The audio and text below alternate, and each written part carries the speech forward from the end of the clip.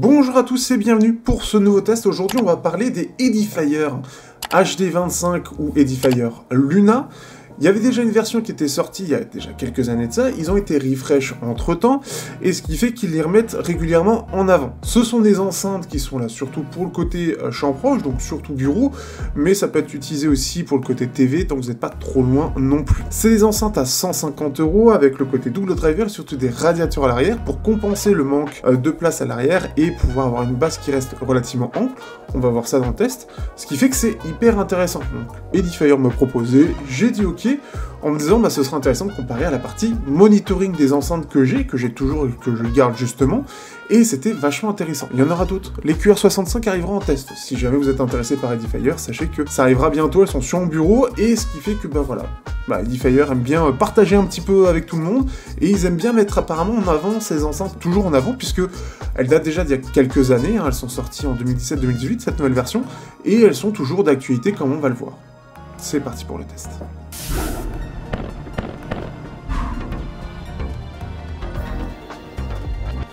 Au niveau du design, on se retrouve avec un design qui est vraiment très réussi. On pourrait dire, en termes de design, c'est soit on prend la forme d'un MMS et un peu cassé pour le côté haut-parleur, soit le côté AirPods. C'est un peu con à dire, bon, il y en a d'autres dans le style, mais je trouve que ça fait un peu cet effet-là.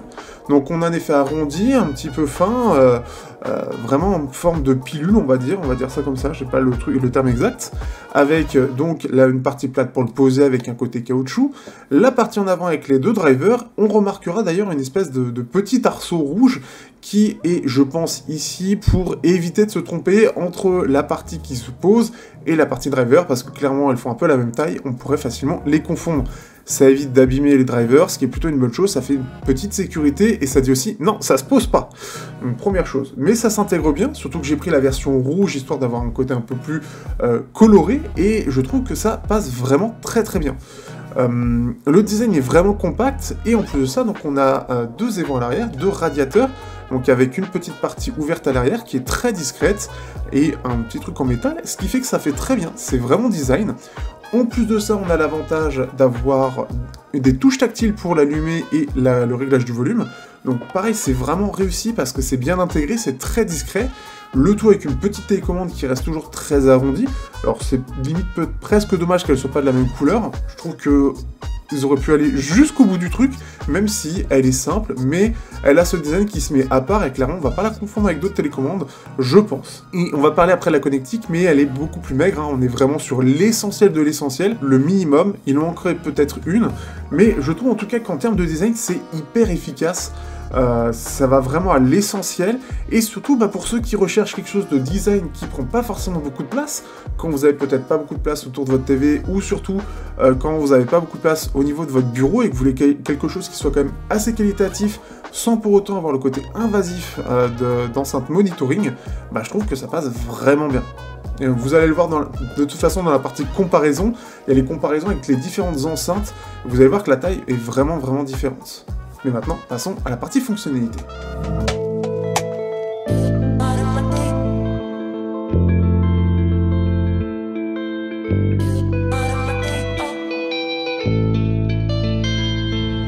Au niveau des fonctionnalités, on va parler déjà de la partie connectique. Ici, on est vraiment sur l'essentiel. C'est-à-dire un port jack qui va servir aussi de port optique. Il peut manquer peut-être l'USB et aussi du Bluetooth. Donc vous avez vraiment l'essentiel, vous n'avez pas de RCS, c'est vraiment du pur jack, donc ça va vraiment à l'essentiel.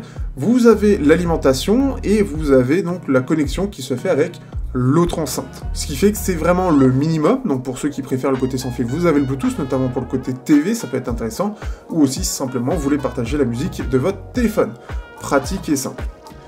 Vous avez bien sûr en plus de ça la connexion avec l'application, donc vous avez soit l'Edifier Connect, sur laquelle a été en fonction au départ, mais sachez que si jamais vous prenez la nouvelle application Edifier Connex, donc vraiment là, avec le X à la fin, donc c'est la toute dernière, elle est compatible aussi.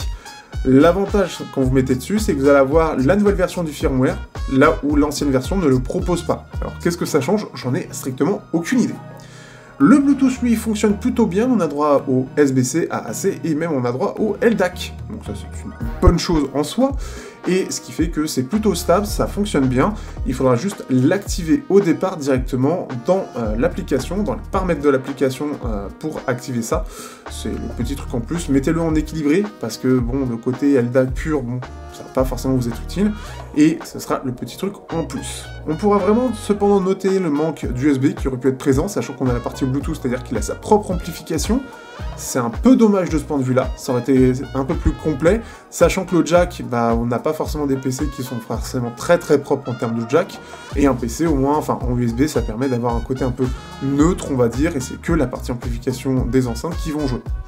Néanmoins, au passage, ça reste à l'essentiel et surtout, c'est surtout le plus commun. Mais globalement, ce qui fait que c'est plutôt complet, le fait qu'on puisse la gérer depuis le Bluetooth avec l'application, c'est assez cool, puisqu'en plus de ça, ça va permettre de gérer avec des modes déjà préfaits, donc le mode musique, jeu ou encore cinéma, et si ça vous convient pas, vous avez toujours le mode customisé. Donc vous pouvez faire votre propre réglage d'égalisation, alors c'est seulement 5 bandes, mais c'est toujours ça de prix, surtout si vous devez compenser, si vous êtes un peu loin et que vous voulez mettre un peu plus de basse, c'est toujours ça de plus.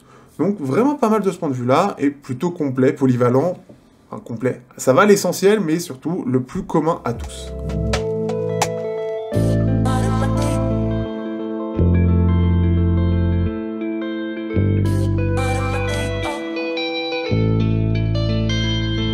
Parlons maintenant de ce qui m'intéresse le plus quand j'utilise des enceintes ou des intras ou des casques, la partie sonore. Ici on est sur du double driver, un driver qui est basse médium de 3 pouces et un driver des aigus qui est d'environ 1 pouce, si je dis pas de bêtises, ou 1,25, j'ai un doute, de toute façon je vous remets tout ici pour être précis, c'est pas ça que je retiens le plus. On aura une particularité qui est un double radiateur, donc il y en a derrière, donc derrière là où on a la petite ouverture à l'arrière, un au-dessus, un en dessous, pour compenser donc le manque de basse qui va forcément venir du driver 2 principal, et surtout le manque de chambre acoustique, puisque c'est vraiment très compact, et ça va permettre de compenser, d'avoir une basse qui va pouvoir quand même s'exprimer. Clairement, quand je les ai reçus, à 150 € face à Edifier MR4 notamment, je me suis dit, j'ai un peu peur pour la qualité sonore et que la différence soit trop importante. On reparlera de ça dans la partie comparaison, mais en réalité, ça se défend sacrément bien.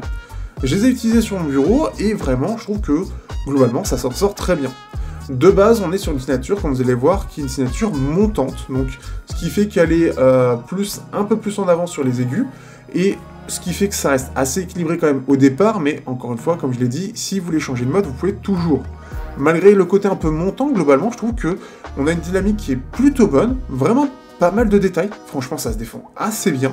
On a un bon contrôle, le côté radiateur, sachant qu'en plus moi je suis très près d'un mur, bah ça se défend plutôt bien, là où je reparlerai face à une autre enceinte, ça pouvait pas mal résonner. Ici on n'a pas trop cet effet là, ce qui fait qu'on peut le rapprocher pas mal d'un PC, enfin d'un mur, sans que ce soit problématique pour la résonance des basses proche d'un mur. Donc ça c'est vraiment pas mal, ça s'exprime plutôt bien et ça va plutôt bas. Pareil, c'est encore une particularité d'Edifier de ce point de vue là, puisqu'ils ont tendance à faire quand même attention à la basse, là où beaucoup d'enceintes et surtout pas très chères vont avoir du mal à aller en dessous de 100 Hz. Ici ça se défend mieux, ça arrive à aller quand même plus bas, même si la courbe ne le met pas spécifiquement en avant, et pour moi j'ai l'impression que ça me permet pas vraiment de mettre en avant les radiateurs, mais on verra ça surtout dans la partie comparatif. Mais je trouve que c'est vraiment bien équilibré. Pour moi, c'est limite un peu plus en V par rapport à la courbe, parce que pour moi, il n'arrive pas à capter ce que fait le radiateur en termes d'amplification des basses. Globalement, ce qui est bien, c'est que c'est assez polyvalent, que ce soit sur des films, ou sur des jeux, ou sur de la musique, ça rend vraiment très bien, c'est bien détaillé. C'est sûr que face à des équivalents à 150 € en termes monitoring, ce sera un peu moins bon quand même, mais ça se défend plutôt bien, sachant qu'encore une fois, on recherche la compacité, et la qualité sonore est quand même bien au rendez-vous, surtout sur des enceintes qui datent un peu maintenant, elles sont sorties il y a quand même quelques années, alors l'audio ça marche pas comme les smartphones, mais néanmoins je m'attendais à ce que ça montre un peu son côté un peu vieillissant, et pas du tout. En plus de ça, le côté Bluetooth fonctionne sacrément bien, et ce qui fait que ça a vraiment aucun problème pour fonctionner. J'ai vraiment pris beaucoup de plaisir à écouter de la musique dessus, étonnamment, beaucoup plus que ce que j'aurais pensé visuellement. Malgré ce côté design très réussi, je m'attendais à ce que ce soit pas aussi ample et que ce soit beaucoup plus limité techniquement. On a quelque chose d'assez détaillé, une scène qui est large, on a quelque chose d'assez naturel, plutôt clair. Comme je l'ai dit, c'est un petit peu une signature un petit peu équilibrée, légèrement en V, on va dire, donc des basses légèrement en avant, des médiums un petit peu en retrait, et des aigus qui sont, eux, un peu en avant, pour donner un côté un peu plus détaillé à l'ensemble, et avoir quelque chose d'assez sympathique de ce point de vue-là. Donc vraiment, pour 150 € en termes purement sonores, ça se défend bien. Encore une fois, si vous cherchez les meilleurs des meilleurs, c'est clairement pas cela, mais pour le côté compacité, le son est vraiment très suffisant pour la majorité des gens, et pour la majorité des styles, c'est-à-dire que c'est très polyvalent, et en plus de ça, avec l'égalisation, vous pouvez choisir les meilleurs modes. Mais ce qui va être plus intéressant, ça va être de comparer avec d'autres enceintes pour le situer un peu mieux dans l'échiquier. Alors, à mon niveau, il y en a qui le font beaucoup mieux, mais en tout cas, clairement, niveau son, j'ai été assez surpris. Et pour terminer un petit peu, le double radiateur a vraiment un effet très sympathique sur les basses, puisqu'elle permet d'être vraiment bas et vraiment d'être en dessous de 100 Hz, d'avoir une réelle présence, sans être invasive, sans être incohérente. Ça a été vraiment bien implanté, et je m'attendais pas à ce que ça soit aussi bien foutu, en tout cas. Bref, c'est parti pour le comparatif.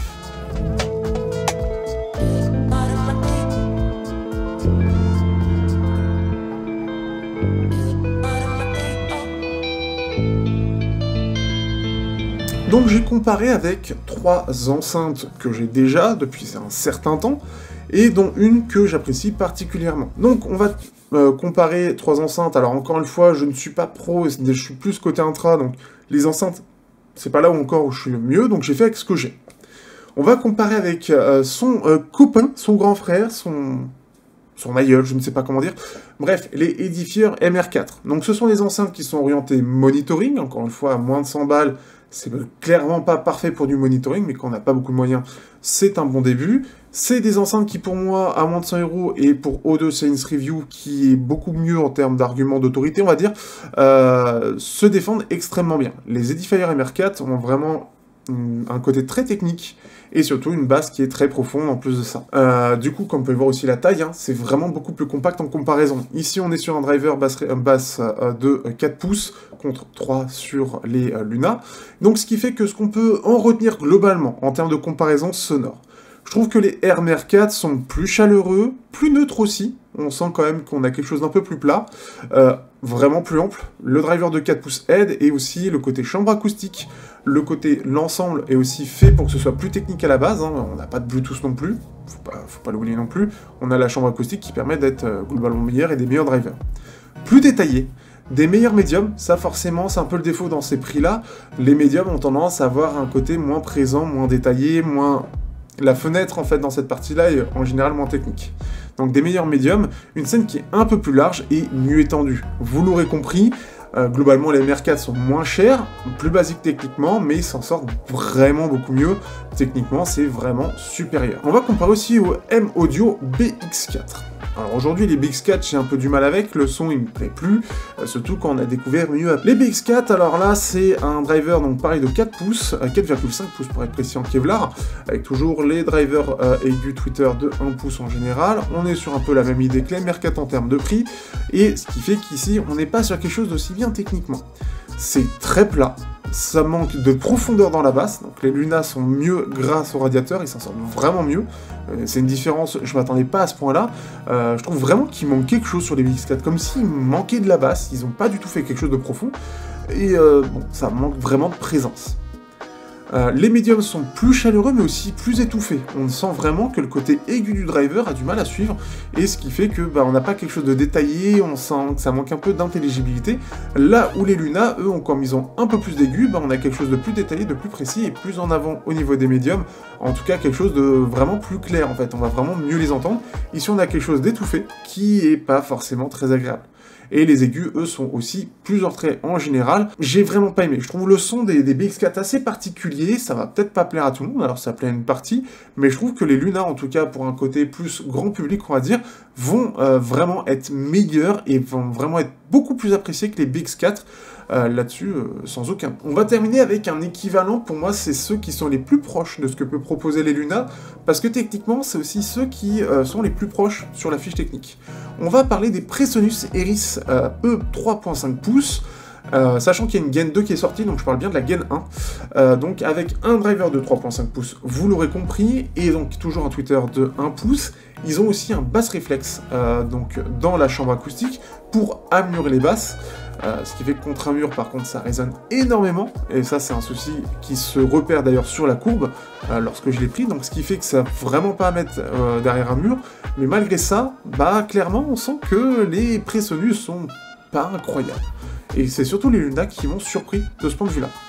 Du coup, les Iris 3.5, il y a moins de basses. On a plus de sous-basses, puisqu'on a ce pic qu'on peut voir un petit peu aux alentours des 100 Hz, mais c'est moins contrôlé. Et clairement, ça donne un côté un peu moins cohérent. On sent que le driver il a beaucoup de mal à exprimer cette basse, et du coup, ils ont compensé avec ce bass réflexe, mais qui va beaucoup résonner, en tout cas dans la pièce, ça résonne énormément, ça ressort énormément. Donc ce qui fait que bah, ça fait pas très contrôlé. C'est aussi un peu moins détaillé, je trouve. On a quelque chose qui est quand même un petit peu plus ample, un peu plus dynamique tout de même. On a quand même un driver Kevlar qui est là pour, mais ce qui fait qu'on a aussi des aigus et des extrêmes aigus qui sont un peu moins en avant. Là où, clairement, c'est le côté clarté qui va privilégier sur le Luna, ici c'est plus le côté neutre, le côté monitoring, entre guillemets. Mais je trouve que c'est aussi un peu moins naturel. On a quelque chose qui fait vraiment artificiel alors que c'est moins en avant, là où je trouve qu'il y a un côté vraiment plus naturel. On a un driver du côté des Luna qui semble meilleur et qui semble mieux retranscrire les aigus. Et sur les Iris 3.5, on a une scène qui est aussi plus centrale, il a du mal à avoir un côté un petit peu large, ce qui fait que, alors ça peut être déjà parce que les aigus sont moins en avant, mais néanmoins c'est quand même un peu moins technique globalement. Donc juste un peu plus ample, c'est surtout ça, mais pas forcément mieux. Et là ça m'a surpris. Clairement, je me suis dit, ah, attends, je vais quand même les ressortir parce que techniquement ils sont assez proches, ils ont surtout le bass réflexe qui est en commun et globalement ils ont quand même une fiche technique qui est très proche, à part le côté chambre acoustique du côté très carré des Iris 3.5, mais les Luna s'en sortent sacrément bien. C'est peut-être pas les plus neutres, c'est pas ceux sur lesquels on va peut-être bosser côté technique, quoique si vous n'avez pas de place c'est peut-être un bon moyen, mais ce qui fait que c'est vraiment pas mal du tout. Les Luna se défendent très bien face aux Iris et sont globalement, je trouve, plus sympas à écouter sur de la musique. Pour le côté fun, le côté écoute, ils sont vraiment très très sympathiques. Donc ils se défendent vraiment bien. Et justement, on va conclure, mais je pense que vous aurez compris mon avis dessus.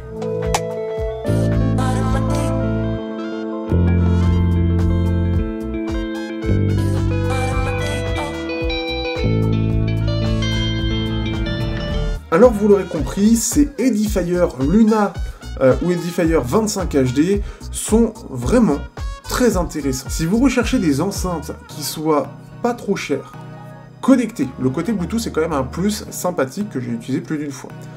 Le côté égalisation qui est en plus de ça un petit peu, c'est un plus quand même, et bien, et le tout compact avec un design qui est quand même un peu recherché, qui va changer un petit peu de côté très rectangulaire de la plupart des enceintes, et bien ces Luna se défendent très très bien. C'est clairement pas les plus techniques, puisqu'à ce prix-là, on aura soit des enceintes qui sont avec des plus gros drivers, en général du 5 pouces, alors je sais pas si c'est beaucoup mieux, mais il va falloir que je teste ça à un moment donné, soit bah, après forcément c'est un côté plus technique, c'est un côté plus ample, plus basseux, mais si vous recherchez quelque chose de compact, mais assez joli, qui pourra aller très bien avec votre bureau, qui va pouvoir le décorer un petit peu, que vous voulez quelque chose d'un petit peu atypique, tout en ayant des bonnes performances sonores, sachant que bah, on ne sait pas forcément ce qui est bien, clairement, les Edifier Luna s'en sortent vraiment bien, et même mieux que ce que j'aurais pensé. On s'en sort à peu près sur des enceintes qui sont à 90 € et qui sont à peu près équivalents.